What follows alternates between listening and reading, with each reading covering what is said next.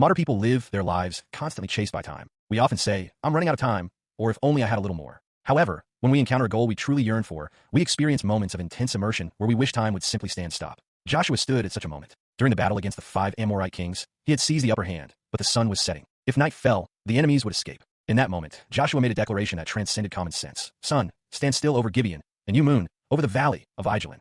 Joshua 10 verse 12. The word stand still, Domam in Hebrew, shouted by Joshua, does not merely mean a physical halt. It carries deep meanings of to be silent and to be still. This represents a silence of immersion, tuning one's frequency entirely to God in the midst of a chaotic battlefield. It is much like the state of deep work today. When we erase the surrounding noise and limitations to focus solely on the goal, the clock of heaven stops, and a miraculous golden time opens. Ultimately, the sun stayed in the middle of the sky, and Israel secured a complete victory. However, the Bible records a stoppage of a completely opposite nature. When Jesus was hung on the cross, darkness suddenly rushed in during midday, covering the whole land for 3 hours. The sun lost its light. What does this mean? It shows that the power of all the world's sins and death were completely covered and conquered by the cross. The death of Jesus declares the end of the old time that was bound under the law and sin. His resurrection, 3 days later, signifies the recreation of eternal time that pierced through death. While Joshua gained a physical victory by stopping the sun, Jesus entered into time to grant us eternal victory. Beloved, we are no longer slaves chased by time. To those who believe in the death and resurrection of the cross, the authority to rule over time has been given. Have you encountered a wall of limitation that you cannot cross with your own strength? Are you pacing anxiously because you lack time?